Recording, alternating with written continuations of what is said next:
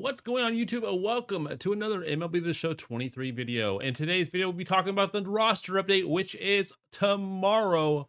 So hopefully you guys have got some roster investments in your binder already, but we're going to be going over the guys that we are invested in, some guys that might still be more investable, or some guys that you should be looking at doing pre-orders in coming tonight. You should be doing the pre-orders in for tomorrow's roster update. If you guys like these type of videos, go ahead, hit the subscribe button and turn those notifications on so you guys get notified when every video goes live. So first, we'll be kind of going over some of my favorite investments, and we're going to start out with one of my favorite investments so far, and that is going to be Corey Seager. His price is already 2,300, so people kind of expect him to go diamond. We have almost 400 Corey Seagers, but where you guys can see he needs improvement is contact versus right, power versus right. Even his contact versus left and his power versus left can be improved. And we take a look at Fangraphs. What we see is he's batting 3-6. Let's see, he's batting 369. No, that's not right. He's batting 314 against lefties with 1 home run, 3 doubles, 7 singles. His slugging precision is 486. His OPS is 870. His ISO is 171. So he's not batting for a lot of power against lefties. But where he can see the most improvement is going to be against righties. And he is batting 397 against righties, including 4 home runs and 11 doubles. That gives him a OPS of 1.2 and an ISO of 338. So I can definitely see the power versus righties and the contact versus righties going up.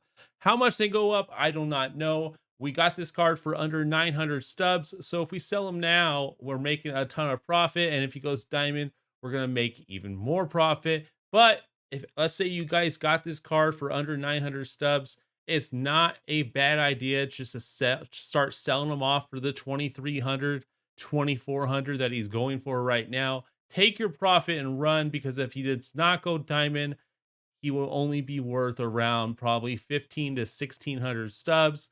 So then at that point, your profit margins are going to go down and you're not going to make as much. Now, I'm not investing in this guy anymore, but we are going to be talking about Luis Robert Jr., where he can improve his contact versus right, power versus right. He already hits lefties really, really good. So let's just take a look at his contact versus righties. So he's batting 296 with 7 home runs and 3 doubles. He has an ISO of 338 and an OPS of 993. Now, does that mean that they might remove or lower his stats versus lefties? Well, he is batting 286 against lefties with 3 home runs and 2 doubles. So his numbers against lefties aren't as good. However, his ISO is a lot better because it's less at bats. He only has 21 at bats against lefties. So not a really big sample size against lefties. Where against righties, he has over 71 at bats, and he's outperforming his attributes against righties with an OPS of 338 and an OPS of 993 and an ISO of 338. Excuse me, made a mistake there, but definitely could see him getting like a +1, +2. Don't think he goes diamond, but definitely a candidate to get either up to an 83 or an 84, in my opinion, as long as they don't lower his lefty numbers. Now, one of my top pre-order candidates for this month and possible player of the month candidate, obviously, it should probably be Shohei Ohtani, but this guy is up there. Definitely should get a player of the month card, and that's going to be Corbin Carroll. Where he can improve the most is contact versus lefties, contact versus righties, power versus righties, and especially power versus lefties. So let's go ahead. We're going to take a look at his splits really quick. He is, let's see, against lefties, he's only batting 235, and he has no home runs, no extra base hits, nothing. So his lefty stats power-wise, not going to go up. His average, not going to go up, could go down.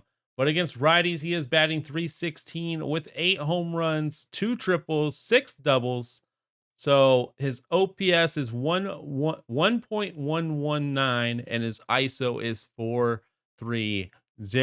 So against righties, let's say he gets that +12 to contact and +12 to righty, and he goes, that means that he would go up to an 86. Kind of expected that he at least hits that 85 mark. I think he should hit at least hit that mark However, he's already 3,400 stubs, or if you try to do a buy order, you're already paying basically the quick sale value of a diamond of 3,000 stubs. So what you're going to want to do on somebody like Corbin Carroll is you're going to go in here and do a pre-order, and we're going to say what quick sells for 1,200. So we go in here, we put a pre-order for like 1555, and we just let that sit there. We do a bunch of those, and eventually those might fulfill once he hits that diamond stage, and we'll get those for 1555. Just like we got Adolis Garcia. If we go to our completed orders here, I will show you guys. Oh, look at that. A lot of blank Snells, huh? Well, you guys already know I'm highly invested in Blake Snell. But before I was invested into Blake Snell, we got Adolis Garcia for $13.92. Those were all pre-orders that I did back at the beginning of May, and we finally got them on June 22nd and quick sold them for 4,500 or was it 55 or 4,500 stubs? I think it was 5,500 stubs. So we made about 4K profit for each Adolis Garcia, and we had quite a bit. So we talked about a bunch of players already. Talked about Corbin Carroll. We talked about Corey Seager. Now we're going to go ahead and we're going to get a little love to Michael Harris, because I think it's possible he could go up a little bit. He can improve with all his contact numbers. He can improve with all his power numbers. So let's take a look. Against lefties, he's batting .333, but only 18 at bats. But he does have 1 home run and 2 doubles, an ISO of 222, an OPS of 886. So against lefties, I could see a contact and a little bit of a power boost for sure if they want to give it to him, but not necessarily because the bats are not there. But against righties, he's batting .389 with 4 home runs, a triple, and 5 doubles, giving him a OPS of 1.06, an ISO of 264. So his contact and his power could get a little bit of an upgrade there. And that's why I say he at least goes up to an 83, maybe even an 84, and does have a chance, like a 5% chance of going diamond this week. Michael Harris the second. Next guy we're going to talk about is Teoscar Hernandez. Now, against lefties, probably ain't going to move, but against righties, he definitely has a lot of room for improvement.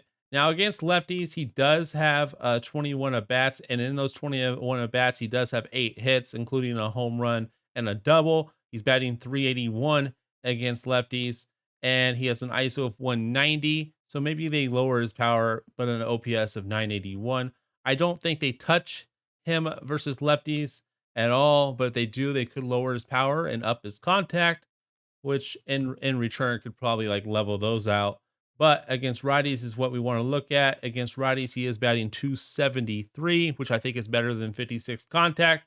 And he does have 5 home runs, 1 triple, and 2 doubles, giving him an OPS of 907 and a ISO of 288, which is also better than 59 power. So I definitely think he should get at least a +1 and hit that gold tier at an 80 overall. He is 361 sell now, so people are already expecting that he is going gold. If he goes to an 81, you can quick sell him for 600 stubs. If he goes to an 80, you can quick sell him for 400 stubs. So once again, another guy you might want to do pre-orders in on if you haven't already invested in him when he was a little bit cheaper. So if I was to go in and do pre-orders, they'd probably do it in the 200, 100 range is probably where I want to go at. Anywhere between 100 to 200 stubs, maybe even a little 250 or something up there. But that's kind of where I would hang with Teoscar Hernandez. Now, this next guy should get a huge upgrade, in my opinion. But how high can they go with somebody like this? I don't really know. That's why I did not invest. But we are going to be talking about, from the Marlins, Yuri Perez. Now, obviously, his price is already inflated because he's been outperforming everyone. But let's just talk about how much he's been outperforming people. He has a 0.32 ERA with 35 strikeouts and an opponent batting average of 178.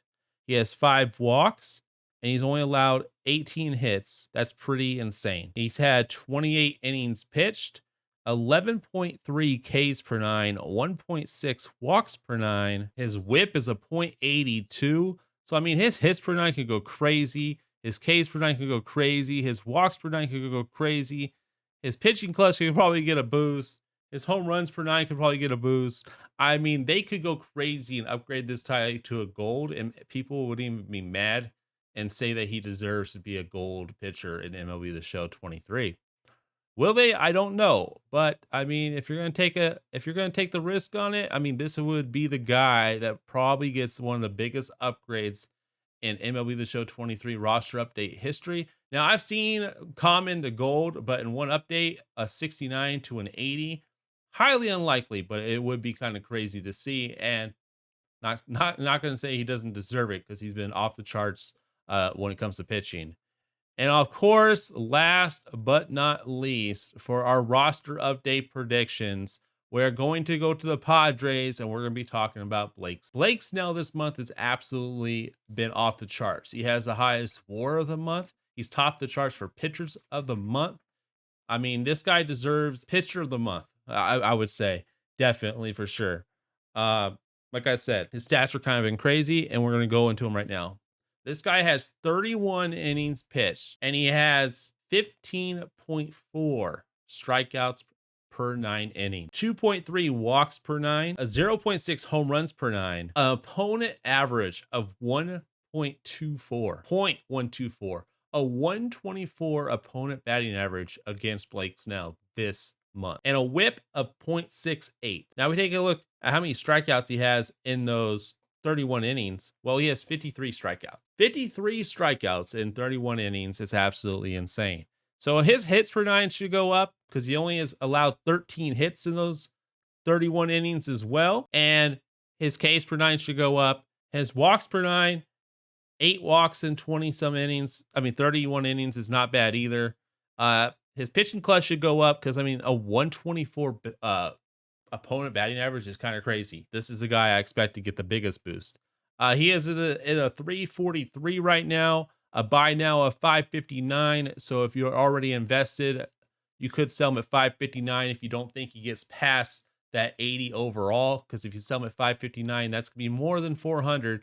But this is a guy that can go up to an 81 or even an 82. So who knows? I obviously have 1,600 of him right now. So it is kind of crazy to see that. I mean, this investment could pay off very, very well, but or it could be very, very bad. He can go to a 79, but then he's a long-term investment for me. And then I'm hoping that he just continues to play well and he goes up in the next update. But there you guys have it. Those are all the guys that I'm invested in, as well as some guys that you guys can do pre-orders on or just get into it tonight later on. That's why I wanted this video out today, so you guys can hop on, get those pre-orders in, whatever you guys may want to do with the roster update coming out tomorrow. If you guys did enjoy this video, give it a thumbs up, subscribe for new, and turn those notifications on so you guys get notified when every video goes live. And I'll see you guys in the next one. Thanks for watching.